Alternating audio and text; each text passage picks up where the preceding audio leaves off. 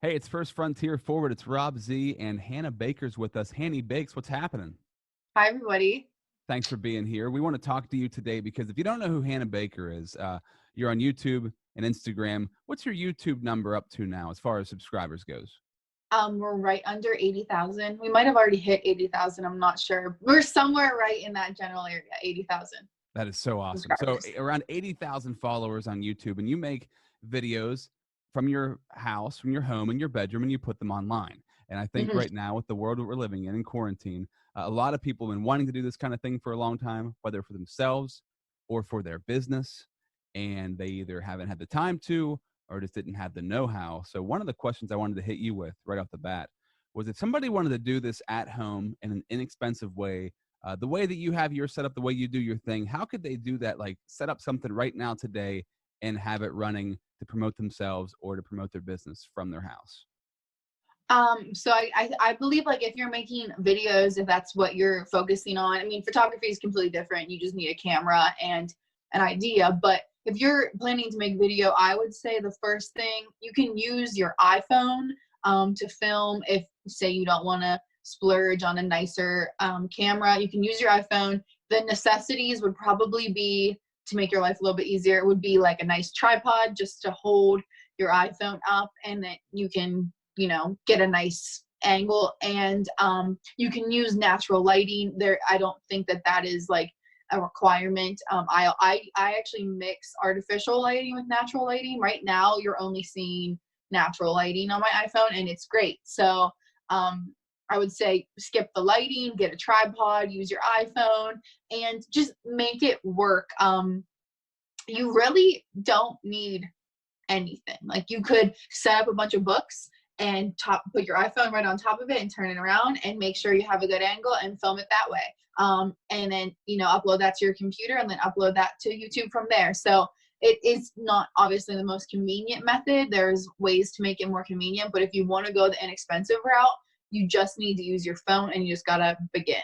The medium route I would say would be get a tripod, I have a Sony A5100 that is like maybe $400, and I still use it to this day. I've used it for years. And then a ring light, and that's pretty much all you really need. I use a typical like a normal desk that you would see like in any like a college dorm, and I use a vanity mirror just to see what I'm doing, but you don't need anything too crazy. So it's very accessible for everybody. Yeah, and I'm thinking right now, as you're saying this, right, there's a lot of salons out there, a lot of fashion shops, that sort of thing, that they can't be open right now because our cutoff date is coming up still in a couple of days away.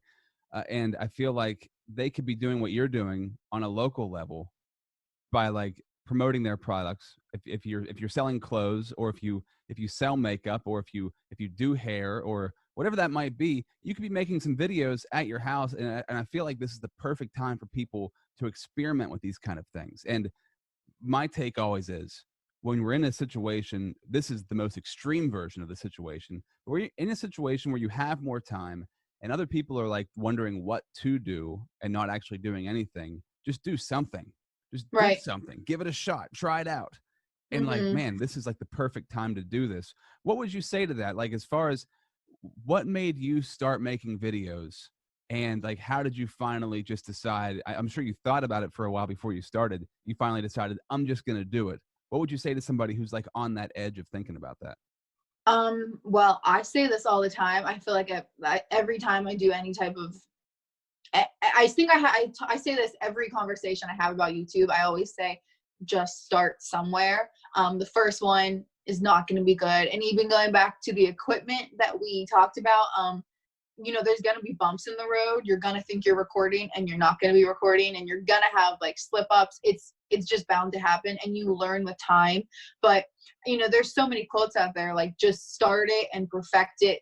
It'll perfect itself along the way, and I believe that is true. When I started, I didn't really have a plan. I just knew I wanted to put something out there that was a good reflection of myself, and then from there I kind of started to like do my research. I mean, I get a lot of questions from people, about equipment or just beginning or engagement or anything, and all those answers, I mean, like they're all over the place, but they're all on the internet. There, you can go to YouTube and type in how to gain followers on blah blah blah blah, and you will have thousands, hundreds of thousands of videos, and they're right. You know what I mean? There is, like, the information is out there. So I would say, number one, sit down and decide what, I always tell people, like, what do you feel most comfortable doing?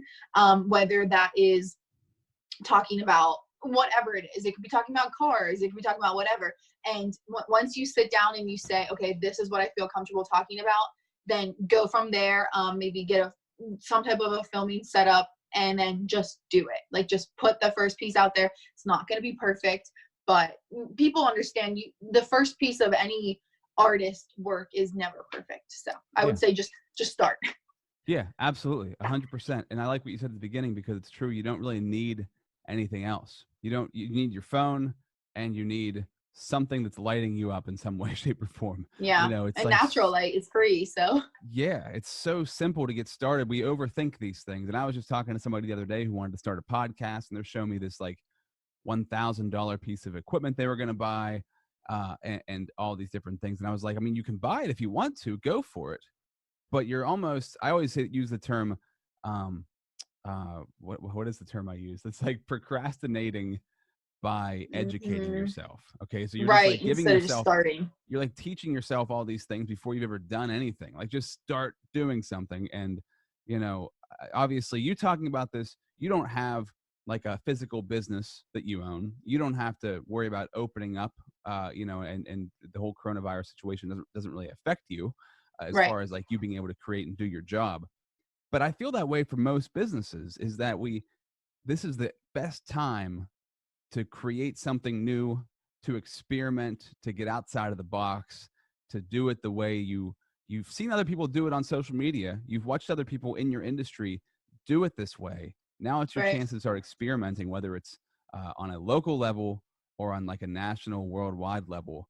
And I think personally, from watching what you do, are you all over the world? How many people were watching you from other countries? Do you get a lot of messages from people outside of the US? Well, it actually breaks it down and tells you like percentages, but yeah, I'm all over the world. There's people in Australia, New Zealand, everywhere. It's crazy. So The I guess I'm thought is, worldwide. yeah, the thought is like, you might be thinking about, how am I going to keep my local business running? This is a chance for you to even break outside of the local area and to possibly get a following and potentially make money anywhere, at any time with anybody who's on planet Even Earth. more money, you know what I mean? Say your website and your whatever your e-commerce site picks up with, just say you're a salon and you're selling hair products, whatever, and your website picks up, and you could be making just as much money as you are on a normal day in the shop. So yeah, no doubt. What would you say to somebody who's afraid to get on camera? You and I have talked about this before, but I think if somebody's watching this now for the first time, if they're nervous about getting on camera, they're apprehensive about what they're going to look like or sound like, because that's usually the biggest thing that's holding somebody back. yeah. What would you say to that? I would say, if you are nervous, I feel like it's very natural to be nervous on camera, but it's a lot more comfortable if you're talking about something or doing something that you already feel very like confident and comfortable doing. So that would be my first, like, don't get on there and be something that you're not. It will come across as unnatural. And if I'm being honest, your first piece of content is probably going to come across as unnatural, no matter how genuine it is to yourself anyway, because you're nervous. So like, the more comfortable you are with the actual action that you're doing, or talking about, or the more knowledge you have, you know what I mean? You want to pick something that you're comfortable with, so that like you can ease your way into speaking over like virtually, because that doesn't come in one time. It's something you definitely have to get used to, but it comes easier if you're confident, if that makes sense. Yeah, and if you have good people skills with people, I've been talking to some people about this idea too, is like, if you're really good with your customers and you're really good at your business, and you're good at creating those relationships in person, just try to treat the camera like you're talking to a person that, I mean, obviously doesn't talk back, but just remember, like, normally whenever you're talking into a video camera, you're usually only talking to one person at a time on the other end. It's not like you're talking to a million people at once. It could be a million people, but it's one person at a time watching your Right. video. So if you can use that skill, and I think you do this so well, right? It's like when you talk to you off camera, it's kind of like the way you talk on camera, and Yeah, that's that that's what I aim relationship. for. It's like I just feel like people always leave comments on my videos saying, "Oh, I feel like I'm with you in person and we're just friends hanging out." And that's I never meant for it to come across that way. I mean, it's great that it comes across that way, but I never like made that like I never tried to make that happen. It's just because I feel like the more relatable you are, the more calm and just like you said, everyday type style, people relate to that, people are drawn into that. And it's like, I watch people that have that certain personality trait and I want to watch them, I want to hear what they're saying, and I feel comfortable. It doesn't feel uncomfortable. And I think it all kind of goes back to just kind of still being yourself. Like if you are somebody that you're not on camera, and then like it's just if you're two completely different people, you're not going to see genuine results. So I try to just keep it as honest and as real as you can be, and it's worked out pretty well for me so far. So Yeah, and that might not be like the easiest thing to do for some people. You have to get used to that. right. Like you said, you got to practice. Just kind of put the work Hmm. in and practice doing it. And especially like if you're somebody, if you're a teenager, college student watching this, and or even just an adult watching this who's wanted to make a YouTube channel, who's wanted to start to make content online. Like you said, if you don't know how to get on YouTube, just Google how to start a YouTube channel, and Yeah. there's about a billion videos that'll pop up showing you how exactly to start it. And there's no like Yeah. one way to do it. There's a bunch of different ways, but there's some things Right. that everybody can kind of follow that makes sense. Um, so what would you say to somebody who's not a business, who is at home and they're just bored out of their mind? Maybe they're done with school or whatever, and they want to start creating videos that certain are like lifestyle kind of videos like you do. What would be your advice to them? Do you think you could add anything else? Well, I would say it's funny because just the other day, like I think it was yesterday, one of my really good friends, she's planning on starting a channel, and she's like, she's very personable and like she is comfortable in front of a camera, and she's like, I just feel like I have no motivation. And I think that this is something that is overlooked a ton because we think, oh, it's nothing to sit down in front of a camera and talk. Like people say, that's the dream job, that is the good life. And like on the outside, definitely it looks so easy and so, but it goes a lot deeper, I think, mentally for people, because you don't, it's a mental thing, it honestly is. And whenever, for example, we're quarantined now, it's kind of, you would think, oh yeah, she's going to be putting tons of content out, but it's kind of almost challenging because like I said, I put out my best content. I feel good about the things that I do when I'm being myself. And obviously we are in a very weird state of the world where I feel like we're almost in limbo. So it's hard, number one, to feel like yourself when your whole routine is kind of thrown out of whack, and it's kind of like mentally, you're disoriented. And then from that, it's kind of hard to get on camera and mentally be checked into something.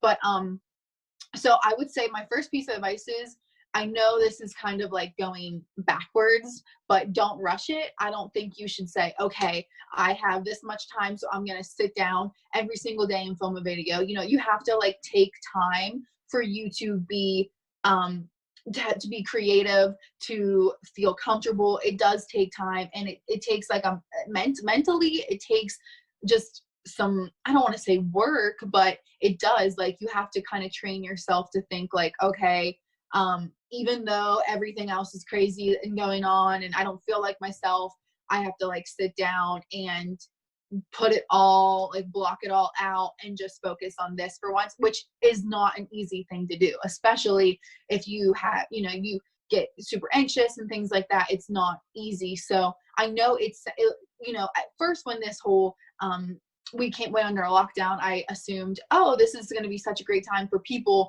in general to make content. I was posting things like, this is your time, just get out there and start. And while I do still feel that way, obviously, I think don't push yourself to the point where you're uncomfortable.